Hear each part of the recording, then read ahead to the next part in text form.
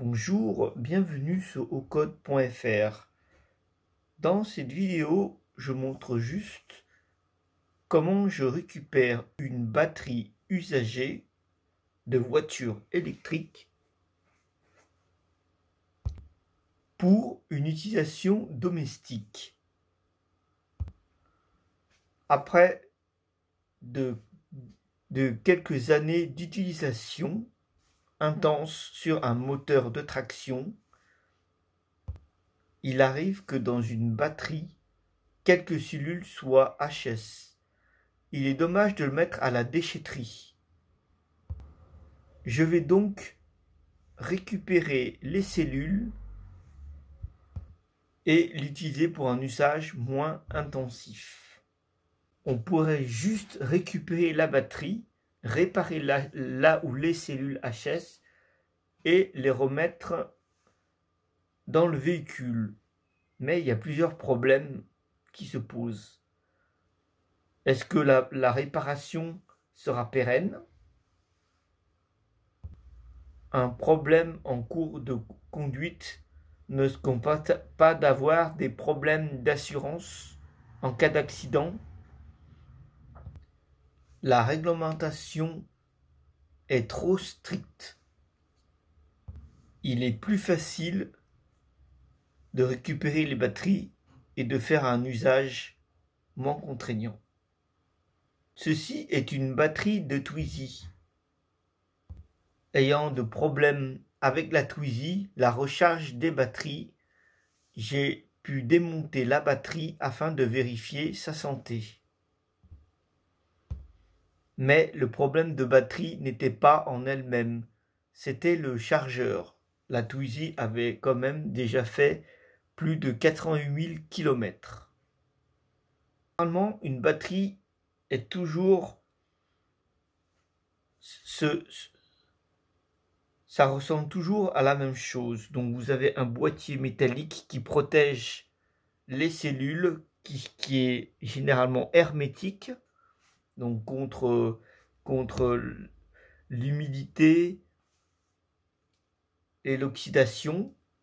Nous avons un gros connecteur ou déconnecteur orange. Ici, nous voyons, c'est le connecteur qui fait 54 volts de puissance qui va alimenter le moteur.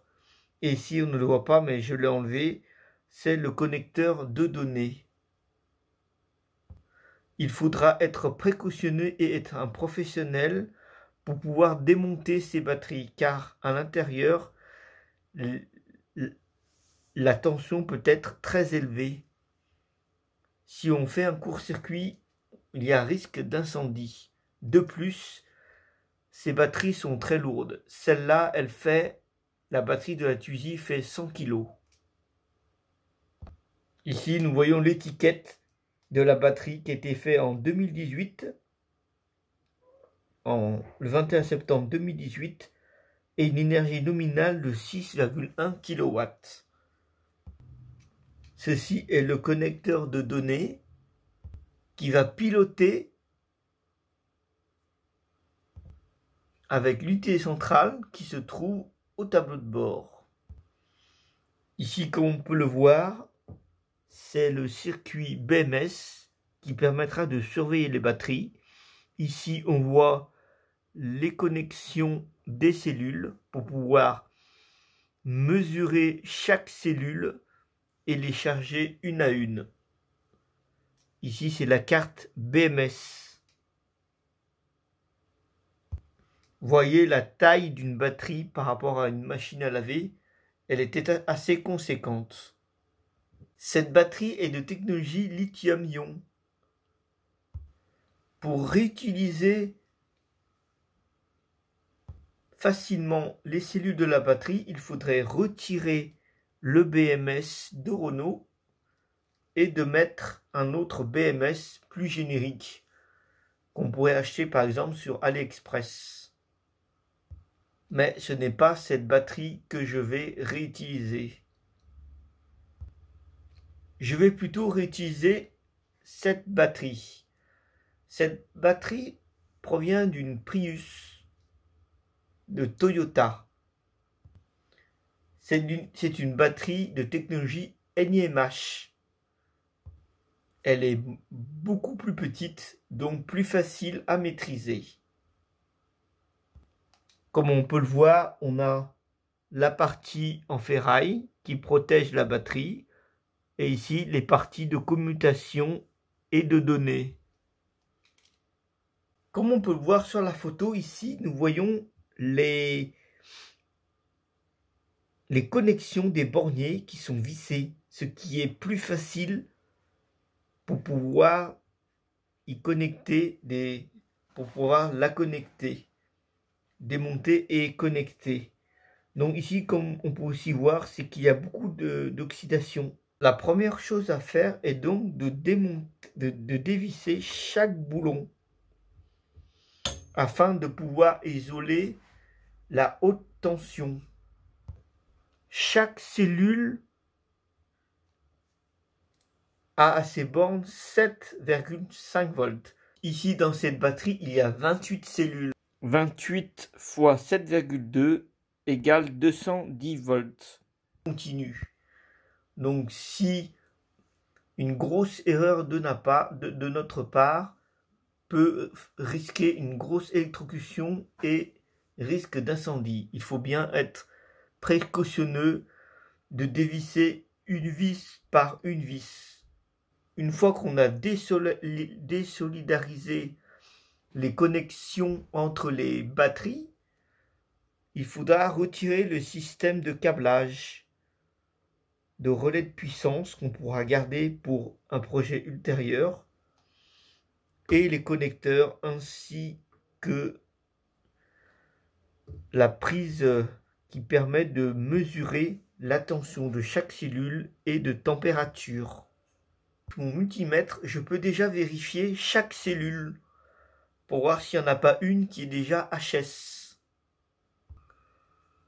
J'ai déjà d'ailleurs constaté que une des cellules fait 6,2 volts. Et elle est effectivement HS, elle ne peut plus être chargée. Voici donc la cellule NiMH de notre Prius Toyota. Donc on peut le voir, ce sont des vis M4. Ça permettra facilement de relier les cellules.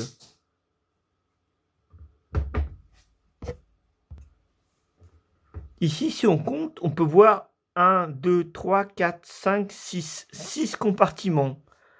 Une batterie NiMH est généralement de 1,2 volts. Donc si je fais 1,2 fois 6, je tombe à peu près à 7,2 volts. Pour vérifier l'état de santé de cette batterie, une mesure à vide, c'est-à-dire entre les deux, le plus et le moins de la batterie, ne suffit pas. Pour cela, je vais dessiner la caractéristique de la batterie. Je vais brancher plusieurs résistances pour la charger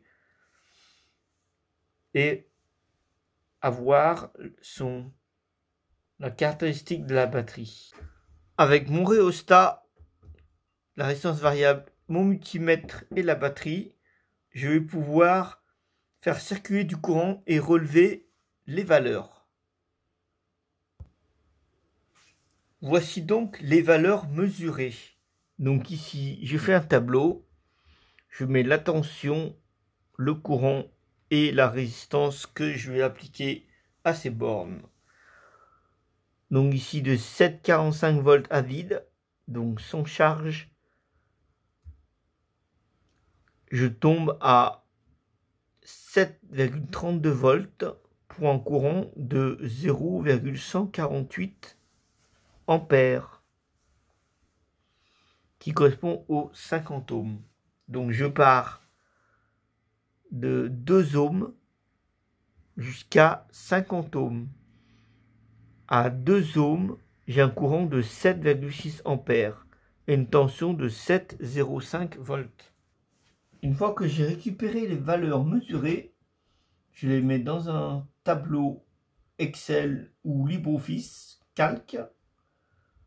Puis En colonne A, je mets le courant. En colonne B, je mets la tension. Je sélectionne toutes mes données et je clique sur insérer un diagramme. Je choisis ici en XY. Je fais terminer et là j'ai la caractéristique de la batterie. En bleu, c'est le courant en ampères. En rouge,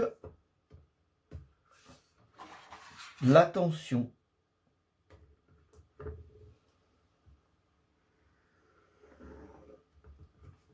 La tension en volts. Tension.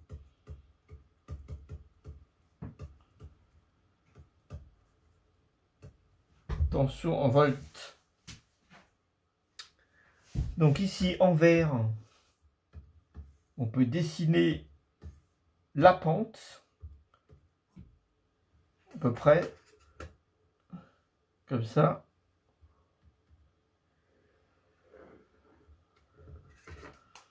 On a dessiné la pente sur un max là et un minimum ici de 7,45 volts pour une tension et ici de 8, on va dire 8,5 volts en courant. Maintenant qu'on a obtenu la pente,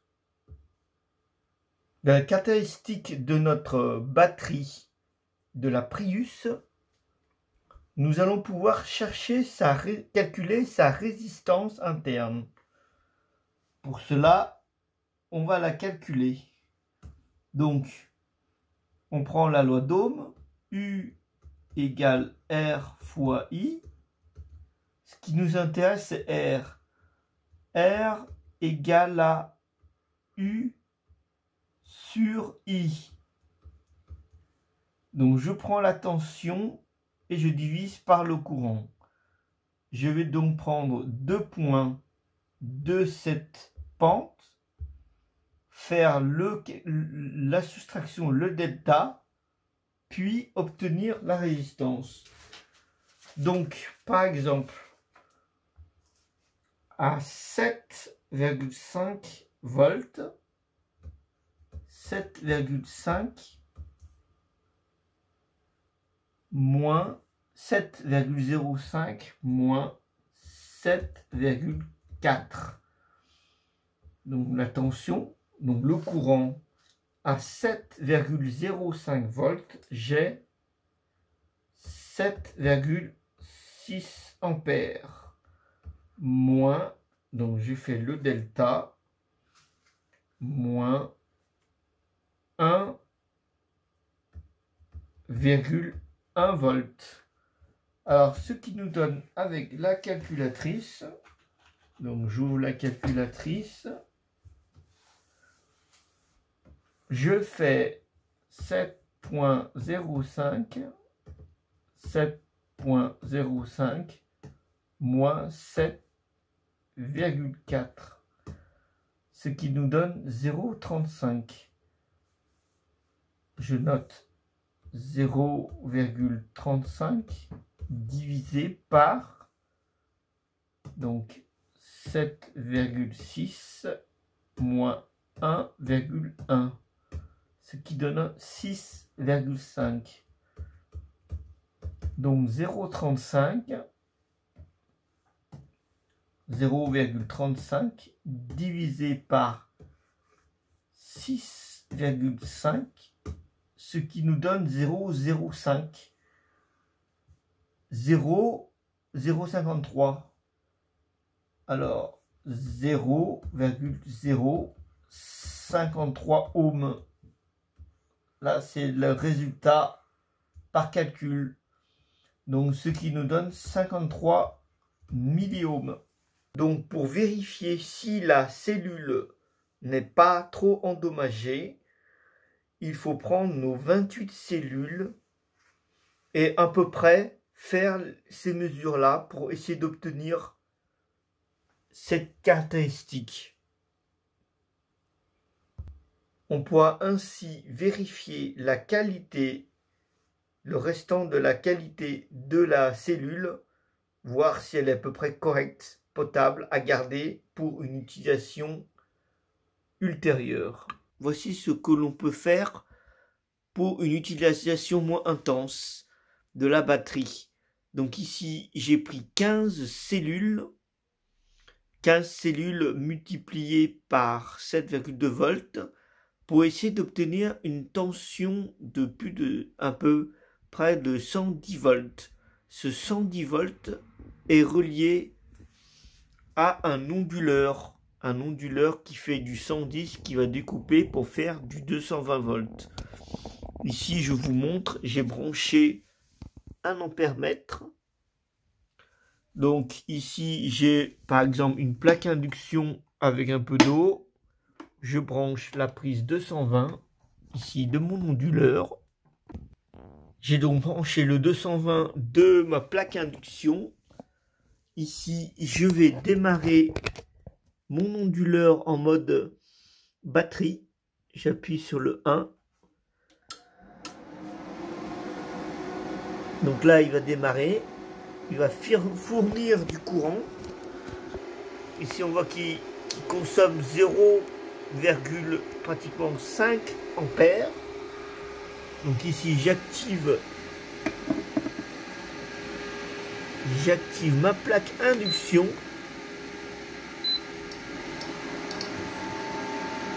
Je fais bouillir la plaque d'eau.